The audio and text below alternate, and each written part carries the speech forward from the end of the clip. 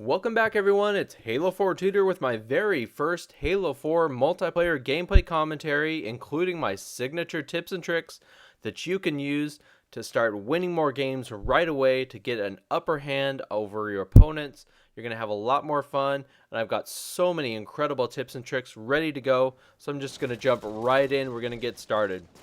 So I'm playing my very first map. I think the map is Complex here.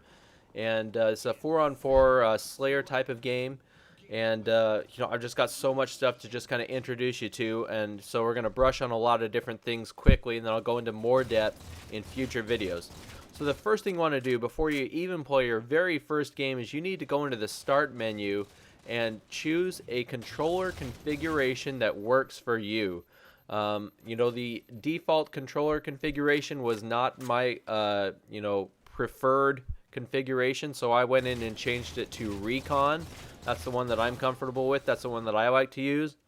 But there are several different configurations available, and you don't need to just go with the default that you're given. You can go in and change that to one that you're very comfortable with.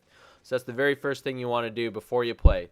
And then if you're not sure which one you want to go with, maybe try out a couple different configurations, switch them out in between games and figure out which one that you're more comfortable with, which one you like the best. So that's number one. Number two, let me go over the HUD display here, which is what you see on the screen, and just kind of walk you through a couple things. In the upper right hand corner, that's your weapon. That tells you how much ammunition you have, whether you need to reload, and so forth. Not going to go into too much information there right now. Top center of the screen, you see your shields, and a big difference between Halo Reach and Halo 4 is in Reach there was health packs and health bars, and here in Halo 4 it's just your shields and no health packs. And let me tell you, your shields can be taken down very, very quickly. You can be killed in the blink of an eye. Let me tell you guys, you can be killed in this game much, much faster than Reach. Most of the weapons don't have any bloom on them, and they will take you down very, very quickly. So that means you're going to need to play a very balanced game. You need to concentrate on both offensive and defense strategies, and you're going to need to take cover if you're taking shots, okay? Now, if you're in a one-on-one situation, you think you have the upper hand, that's fantastic. But if you're sitting out there in the open, if you're not paying attention, I'm going to tell you now, you're going to be killed very quickly before you even know what hit you. All right, so that's something to keep in mind. Upper left-hand corner, you see the grenades available. Down in the lower left-hand corner, you've got your radar, and that's going to be a very useful tool, especially as you're playing new maps where you're not very familiar with where you're going or what's around you. That radar is going to be very, very helpful, so make sure that you're using it, okay? Right above the radar, you see a little box with kind of a circle that's making its way around that box. Now, what that is a Ordnance Drop, right? And as I continue to kill and earn assists and kills, I'm earning points. And those points are creating that little loop around the box. And once that loop is complete, then I'm prepared for an Ordnance Drop, okay? And what that means, I'm going to be able to choose between a couple different power-ups and weapons, and whichever one I choose is going to drop down on the screen right in front of me, okay? And this is a new feature. It's really kind of interesting. It's going to change the way that you play the game a little bit.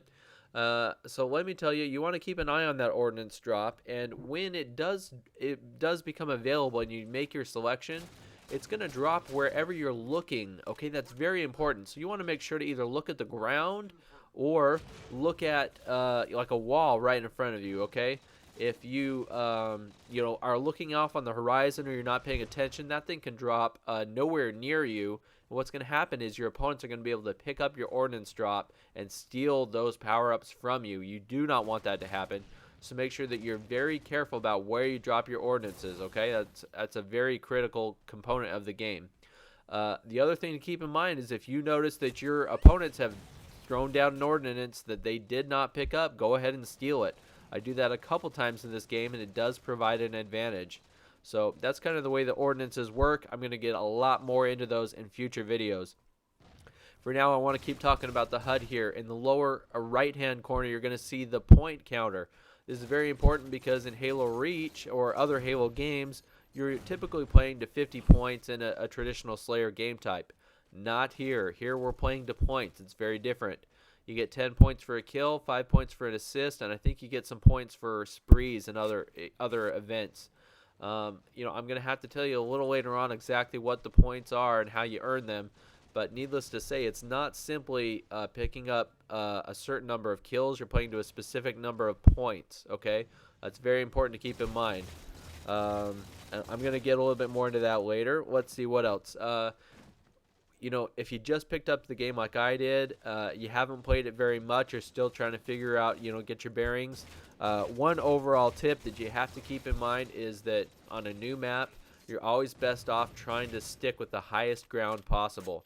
If you can find just the highest elevation, you're going to have a lot of excellent visibility points. You're going to be able to look down and shoot down at your enemies, and you're probably also going to be able to retreat if necessary. So try to maintain the high ground on any map, especially if you're not familiar with what's going on. That's just kind of a general tip.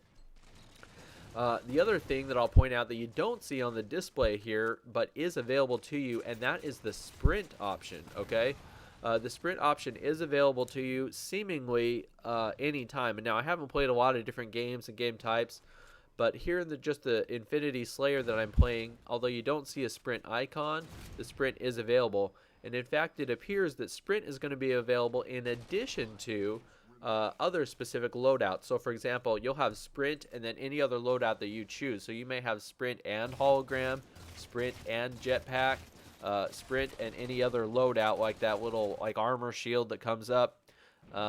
So you don't have like a little icon showing you how much sprint you have left, but you do have sprint available to you. So make sure that you're using that ability throughout the game in addition to any other abilities that you may have. Okay, so that's very, very important to keep in mind. Couple other things I want to point out. Nothing really huge, but just for your information, you may find this helpful. When you're scoped in, if you're getting shot at, you do not automatically scope out. And that kind of threw me off a little bit in my first couple games because, if I'm scoped in, typically when I get shot, you'll scope out, and that's kind of an alert to you that you're getting shot. There's a couple times where I was scoped in, I got shot, I didn't realize it, and I was killed. I didn't even realize I was being shot, but I was killed so fast and I didn't unscope. That's something to keep in mind, especially if you have the sniper. You're going to be able to take that extra second or half second to line up that shot, because even if you're getting shot while you're sniping, you're not going to come out of the scope. You're going to be able to line up that shot and take them down. So that's something very important to keep in mind. Another thing to keep in mind, there is no friendly fire in this game, at least as far as I can tell. So you don't have to worry about betraying your teammates accidentally or having your teammates betray you. So that's everything I've got for you so far today. We're running out of time, but hope I've been able to give you a couple introductory tips and tricks that are going to help you jump right into the multiplayer and hit the ground with, just hit the ground running, start winning more games right away. Please make sure that you've subscribed. I have a lot more tips to come. Please add this video to your favorites. Please like, comment, and subscribe. Please let me know what kind of tips you're looking for in the future. This is Halo 4 Tutor. Thanks for watching. I'll see you next time.